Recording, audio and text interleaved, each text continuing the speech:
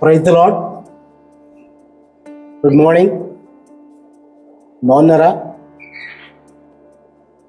దేవునిలో ఆశీర్వాదకరంగా ఉండాలని, దేవుని యొక్క దీవెనల చేత మీరు నింపబడాలని, దేవుని యొక్క ప్రజలుగా ఆత్మీయ జీవితంలో మీరు ఆశీర్వాదకరంగా ఉండాలని, తద్వారా మీ కుటుంబాలు కూడా ఆశీర్వదించబడాలని ఎంతో నమ్మకంతో మేము ప్రతి దినము మీ కొరకు ప్రార్థించి సిద్ధపడి దేవుని వాక్యాన్ని అందిస్తూ ఉన్నాం.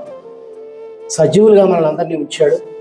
అందును బట్టి దేవుని మనస్ఫూర్తిగా స్తుతిస్తూ ప్రార్థన చేసుకొని ఈరోజు వాక్య ధ్యానాన్ని ప్రారంభించుకుందామండి. ప్రార్థన. పరిశుద్ధుడైన తండ్రి, జీవము కలిగిన ప్రభువా, మీకు స్తోత్రములు.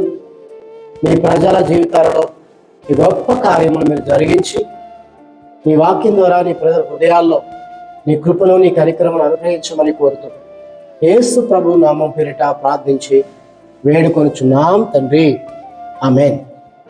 దేవుని వాక్యాన్ని విందామండి. కీర్తన గ్రంథం 41వ అధ్యాయం మీ కొరకు 9వ వచనాన్ని చదువుతా ఉన్నాను. నేను నమ్ముకునిన నా విహితుడు, నా ఇంట భోజనం చేసినవాడు, నన్ను తన్నుటకై తన మడిమెనెత్తెను. భక్తుడైన దావీదు వ్రాసిన కీర్తన ఇది. నేను నమ్ముకునేవాడు, నా స్నేహితుడు, నా ఇంట భోజనం చేసినవాడు, నాతో ఉన్నవాడు, నాతో మాట్లాడినవాడు, నాతో కలిసి కూర్చున్నవాడు, నాతో కలిసి భోజనం చేసినవాడు, నా స్నేహితుడు, నేను నమ్ముకునే నా స్నేహితుడు అంటూ దావీదు తన స్నేహితుడికి వచ్చి మాట్లాడుతూ ఉన్నాడు. మనతో మాట్లాడేవారు, మనతో భోజనం చేసేవారు, మనల్ని చూడగానే పలకరించేవారు. ఇలాంటి వారి నుండి మనం సహజంగా ఆప్యాయతను, అనురాగాన్ని, ప్రేమను, అలాగే స్నేహాన్ని, కష్టంలో ఆదుకునే మనస్సును ఆదరించాలని మనం ఆశిస్తాం, కోరుకుంటాం.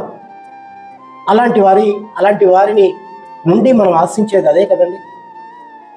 కానీ దావీదు నమ్ముకున్న స్నేహితుడు,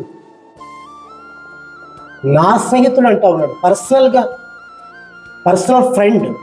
ఇటువంటి స్నేహితుడు, తనతో కూడా కూర్చొని భోజనం చేసే స్నేహితుడు ఆదుకోవాలి, ఉద్ధరించాలి, బలపరచాలి, నేనున్నాను అని ధైర్యాన్ని ఇవ్వాలి, భరోసాని ఇవ్వాలి. కానీ ఆ స్నేహితుడు అలాగా భరోసా ఇచ్చినట్టు లేదు. కష్టాల్లో, శ్రమల్లో ఆదుకునేవాడే, ఆదరించేవాడే, లేవనెత్తేవాడే, ధైర్యం ఇచ్చేవాడే నిజమైన స్నేహితుడు కదండి. కానీ దావీదు స్నేహితుడు అలా లేడు. బైబిల్ ఏం చెప్తుందంటే, నిజమైన స్నేహితుడు విడవక ప్రేమించును. నిజమైన స్నేహితుడు విడవక ప్రేమిస్తాడు. కష్టాల్లో ఉన్నా, శ్రమల్లో ఉన్నా, ఇబ్బందుల్లో ఉన్నా, అనారోగ్యంలో ఉన్నా, ఆపదలు పడిపోయి ఉన్నా, ఏదైనా ప్రమాదంలో చిక్కుకుపోయి ఉన్నా, నిజమైన స్నేహితుడైతే ఈ పరిస్థితులు వినగానే అతని దగ్గరికి పరుగును వెళ్ళిపోతాడు. అతన్ని ఎంతో కొంత ఆదరిస్తాడు, ఏదో రీతిగా బలపరుస్తాడు, ధైర్యం చెప్తాడు. కానీ దావీదు స్నేహితుడు, లేక దావీదు నమ్ముకున్న స్నేహితుడు, దావీదుతో కూడా మాట్లాడుతూ ఉండేవాడు, దావీదుతో కూడా భోజనం చేసే ఈ స్నేహితుడు ఇలాంటి కష్టకాలంలోనట తన్ని తన్నటానికై మడమును ఎత్తెను అని వ్రాయబడిందండి. ఎంత బాధకరమైన విషయం. సామెతల గ్రంథం 17వ అధ్యాయం 17వ వచనం చదువుతున్నాను. నిజమైన స్నేహితుడు విడవక ప్రేమించును, దుర్దశలో అట్టివాడు సహోదరుడిగా ఉండును. అలాంటి దుర్దశలో, అలాంటి కష్ట సమయంలో, అలాంటి ఆపద పరిస్థితుల్లో ఆ వ్యక్తి సహోదరుడిగా, అంటే సొంత తమ్ముడిగా లేక సొంత అన్నగా ఆదుకుంటాడు, బలపరుస్తాడు, విడిపిస్తాడండి. ఇంతకీ దావీదు ఎవరిని గుర్చండి ఇలాగ ఇక్కడ మాట్లాడుతూ ఉన్నాడు అంటే, దావీదు మంత్రి అయినటువంటి అహీతోపేలు గురించి మాట్లాడుతూ ఉన్నాడు. 2వ సమూయేలు గ్రంథం 15వ అధ్యాయం 30-31 వచనాలు నేను చదువుతున్నాను, దయచేసి వినండి. అయితే దావీదు ఒలీవ చెట్ల కొండ ఎక్కుచు ఏడ్చుచు తల కప్పుకొని పాదరక్షలు లేకుండా కాలి నడకను వెళ్ళెను. అతని యొద్దనున్న జనులందరూ తలలు కప్పుకొని ఏడ్చుచు కొండ ఎక్కిరి. దావీదు చెప్పాను కదా, చాలా కష్టాల్లో ఉన్నాడు. తన కుమారుడే అబ్షాలోం, తన సొంత కుమారుడే తరుముతూ ఉన్నప్పుడు దావీదు ఒలీవ చెట్ల కొండ ఎక్కుతూ ఉన్నాడు. ఎక్కుతూ ఏడుస్తున్నాడు. తల కప్పుకొని పాదరక్షలు లేకుండా కాలి నడకన నడుస్తూ ఉన్నప్పుడు జనులందరూ కూడా అతనితో కూడా తలలు కప్పుకొని ఏడుస్తూ కొండ ఎక్కుతా ఉన్నారు. అయితే 31వ వచనంలో అంతలో ఒకడు వచ్చి ఇలా చెప్పాడట, అబ్షాలోము చేసిన కుట్రలో అహీతోపేలు చేరి ఉన్నాడని దావీదుకు తెలియజేయగా. అహీతోపేలు ఎవరో తెలుసా అండి? దావీదు దగ్గర ఉండేటువంటి మంత్రి, దావీదుతో కలిసి భోజనం చేసేవాడు, దావీదుతో కలిసి సన్నిహితంగా ఉన్నవాడు, దావీదుతో స్నేహంగా ఉన్నవాడే, దావీదుతో కూడా ఎంతో నమ్మకంగా ఉన్నట్టుగా నటించిన వాడే. ఇలాంటి అహీతోపేలు దావీదుకే కీడు చేయటానికి, దావీదుకే నష్టం చేయటానికి అబ్షాలోముతో కూడా చేరాడు. అందుకే దావీదు అంటున్నాడు, నేను నమ్ముకున్న నా స్నేహితుడు, నా విహితుడు, నాతో భోజనం చేసినవాడు నన్ను తన్నటానికై తన మడిమిని ఎత్తినాడు. దేవా నన్ను కరుణించయ్యా అని చెప్పి దేవునికి ప్రార్థించాడు. చూడండి, దావీదు అబ్షాలోము చేసిన కుట్రలో అహీతోపేలు చేరి ఉన్నాడని దావీదుకు తెలియజేయగా, దావీదు యెహోవా అహీతోపేలు యొక్క ఆలోచన చెడగొట్టమని ప్రార్థన చేస్తును. చూసారా, దావీదు దేవుని సహాయం కొరకు దేవునికి ప్రార్థిస్తూ దేవుణ్ణే నమ్ముకున్నాడండి. ఈ లోకంలో నీవు నేను విశ్వాసమైన మనము కొన్నిసార్లు స్నేహితుల్ని, బంధువుల్ని, కులాన్ని, మనకున్నటువంటి యొక్క పరిస్థితుల్ని మనం నమ్ముతూ ఉంటామండి. నమ్మి వాటిని బట్టి, వారిని బట్టి మనకు సహాయం కలుగుద్దని ఆశిస్తూ ఉంటాం. కానీ దేవుని వాక్యం చెప్తా ఉంది, వారి ద్వారా ఎలాంటి మేలు మనం పొందలేము సరికదా. కొన్నిసార్లు వారి ద్వారా కీడు కలుగుతూ ఉంటే, ఆపదలు వస్తూ ఉంటే, నిందలు వినబడతా ఉంటే మన హృదయం అల్లాడిపోతుందండి. నేను నమ్ముకున్నాడే కదా, నేను ప్రేమించినోడే కదా, నేను మేలు చేసిన వ్యక్తే కదా, ఇలా మారిపోయాడు ఏంటి అని మనం చాలా దుఃఖపడతాం, చాలా వేదన పడతాం. కానీ దావీదు ఇలా బాధపడుతూ దేవుని కరుణించమని దేవుని దగ్గరికి వెళ్ళాడు, దేవునికి ప్రార్థించాడు. పరిశుద్ధ గ్రంథంలో, బైబిల్లో దేవుడు ఏమంటాడంటే, మీకా గ్రంథం 7వ అధ్యాయం 5వ వచనం మనం చదివితే, స్నేహితుని యందు నమ్మిక ఉంచవద్దు, నీ ముఖ్య స్నేహితుని యందు నమ్మిక ఉంచవద్దు. దేవుని వాక్యం సత్యమైందండి. పరిశుద్ధ గ్రంథంలో ప్రతి మాట కూడా చాలా విలువైంది. ఆ మాటను మనం వింటే, అనుసరిస్తే మన జీవితంలో మనకి గొప్ప మేలు కలుగుతుంది. మనం నమ్మకం ఉంచవలసింది స్నేహితుల్ని కాదు, ముఖ్య స్నేహితుల్ని కాదు, రక్త సంబంధులు కాదు, బంధువుల్ని కాదు, కులాన్ని కాదు, మన దగ్గర ఉండేటువంటి యొక్క ఇరుగు పొరుగు వారిని కాదు, మనం వారి మీద కాదు నమ్మకం ఉంచేది, సాక్షాత్తు మన దేవుని మీదే మనం నమ్మకం ఉంచేటువంటి వారిగా మనం ఉండాలి. యోహాను సువార్తలో 15వ అధ్యాయంలో 13వ వచనం చదువుతున్నాను. తన స్నేహితుని కొరకు తన ప్రాణము పెట్టువాని కంటే ఎక్కువైన ప్రేమ గలవాడు ఎవడునూ లేడు. యేసు ప్రభు నిజమైన స్నేహితుడే. కాబట్టి నీ కొరకు, నా కొరకు, మనందరి కొరకు తన ప్రాణాన్ని అణంగా పెట్టాడు. మన కొరకు తన రక్తాన్ని కార్చాడు. మన కొరకు చనిపోయి సమాధి చేయబడి తిరిగి 3వ దినాన మరణాన్ని గెలిచి మృత్యుంజయుడిగా తిరిగి ఆయన లేచాడు. ఆయన నిజమైన స్నేహితుడు. నిన్ను నన్ను విడువక ప్రేమించే దేవుడు. ప్రాణం పెట్టినంతగా ప్రేమించే స్నేహితులు ఈ లోకంలో ఎక్కడా ఎవరు ఉండరండి.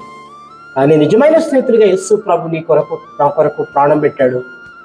ఆయన ఎందే ఆయన ప్రజలుగా, ఆయన నమ్ముకున్న ప్రజలుగా, ఆయన బిడ్డలుగా, ఆయన యందే మనం నమ్మిక ఉంచినప్పుడు మన జీవితంలో, మన బ్రతుకులో మనం గొప్ప మేలును పొందగలం. చూడండి 14వ వచనం కూడా చదువుతున్నాను. యోహాను సువార్త 15వ అధ్యాయం 14వ వచనం. నేను మీకు ఆజ్ఞాపించిన వాటిని చేసిన ఎడల మీరు నా స్నేహితులై యుందురు. నిజమైన స్నేహితుడిగా మనల్ని ప్రేమించి ఆయన మన కొరకు ప్రాణం పెట్టాడు. అయితే ఆయన ఆజ్ఞాపించినట్లుగా ఆయన నమ్ముకుంటే, ఆయన యందు విశ్వాసం ఉంచితే, ఆయనకు నీ హృదయాన్ని అప్పగిస్తే, ఆయన మీద నువ్వు ఆధారపడితే, ఆయన యందు విశ్వాసంతో నువ్వు నమ్మకంతో బ్రతికితే, నీ జీవిత కాలం అంతా ఏ ఆపదొచ్చినా, ఏ శ్రమ వచ్చినా, ఎలాంటి పరిస్థితులు గుండా నువ్వు వెళుతున్నా దేవుని మీద నమ్మకంతో నువ్వు దేవునికే నీ సమస్యను చెప్పుకోగలిగితే, దేవుని మీదే పూర్తిగా నమ్మకంతో, అచంచలమైన నమ్మకంతో దేవుని మీద ఆధారపడితే, ఆ నిజమైన స్నేహితుడు, నిన్ను ప్రాణం పెట్టినంతగా ప్రేమించిన నీ స్నేహితుడు నీకు స్నేహితుడిగా మారి నీకు ఆయన దుర్దశలో సహోదరుడిగా లేక స్నేహితుడిగా, ఒక అన్నగా, ఒక తమ్ముడుగా ఉంటాడు అని ఒక దైవజనుడిగా నేను మీకు మాటిస్తా ఉన్నానండి. ఇంచుమించుగా 93వ సంవత్సరం నుండి ఈ 32 సంవత్సరాలుగా ఒక నిజమైన స్నేహితుడిగా దేవుడు నాతో కూడా ఉండి, నేను రక్షించబడిన నాటి నుండి నేటి వరకు నా ఎడల విడువక ఆయన కృప చూపుతా వచ్చాడు. తన ప్రేమను నా ఎడల అగుపరుస్తూ వచ్చాడండి. కాబట్టి దావీదు వలె నీ ముఖ్య స్నేహితుని యందు నమ్మిక ఉంచవద్దు. నీతో కలిసి స్నేహం చేసే వారితో నువ్వు నమ్మిక ఉంచవద్దు. నీ ప్రభు యందు నమ్మిక ఉంచు. నీ ప్రభు దగ్గరికి నువ్వు వస్తే నీ జీవితం ఎంతో దీవెనకరంగా, ఆశీర్వాదకరంగా, మేలుకరంగా మారుతుందని దైవజనుడిగా, దేవుని సేవకుడిగా నేను మీతో మాట్లాడుతూ ఉన్నాను. దావీదు భక్తుడు, కీర్తనాకారుడు, భక్తులైనటువంటి దావీదు 39వ కీర్తనలో 7వ వచనం ఇలా అంటాడు, ప్రభువా దేని కొరకు కనిపెట్టుకుందును. ఈరోజు కూడా చెప్పాలి, ప్రభు ఎవరి కొరకు కనిపెట్టుకుంటాను, ఎవరిని నమ్ముతాను, ఎవరి మీద ఆధారపడతాను, నేను నిన్నే నమ్ముకొని ఉన్నాను. ఎంత మంచి మాట చూడండి. ప్రభువా నేను దేని కొరకు కనిపెట్టుకుందును, నిన్నే నేను నమ్ముకొని ఉన్నాను. నీవు కూడా ప్రభువుని నమ్ముకుంటే నీ జీవితం ఆశీర్వాదకరంగా, దీవెనకరంగా ఉంటుందని ఈ రోజంతా కూడా, ఈరోజే కాదండి, ప్రతిరోజే కాదండి, నీ జీవిత కాలం అంతా కూడా దేవుణ్ణే నీ ఎదుట పెట్టుకొని ఆయన మీద నమ్మికతో జీవిస్తే నిన్ను తప్పగా ఆదుకుంటాడు. దేవా నిన్నే నమ్ముకున్నానయ్యా, నీవే నా ఆశ్రయమయ్యా, నీవే నా దిక్కయ్యా, నీవే నా ఆధారమయ్యా, నీవే నా సహాయమయ్యా అని నువ్వు ఆయన నమ్ముకోగలిగితే అన్ని పరిస్థితుల్లో ఆయన నీకు మేలు చేస్తాడు. ప్రభు ఈ మాటలు దీవించునుగాక. మీ కొరకు ఒక చిన్న ప్రార్థన చేస్తాను. పరిశుద్ధుడా, మహోన్నతుడా, మీకు స్తోత్రములు. దావీదు జీవితంలో తను నమ్ముకున్న తన స్నేహితుడు, తను నమ్ముకున్న తన విహితుడు, తనతో కూడా ఉన్నవాడే, తనతో భోజనం చేసిన వాడే తన తన్నటానికి మడిమెత్తాడయ్యా. ఈ వాక్యం చెప్తా ఉంది, ముఖ్య స్నేహితుడు ఎందుకు నమ్మకం ఉంచవద్దని, నిజమైన స్నేహితుడు విడువక ప్రేమిస్తాడు అని చెప్పావు. నువ్వు నిజమైన స్నేహితుడిగా ఉన్నావు తండ్రి. దేవా నువ్వు ప్రాణం పెట్టినంతగా మమ్మల్ని ప్రేమించావు నాయనా.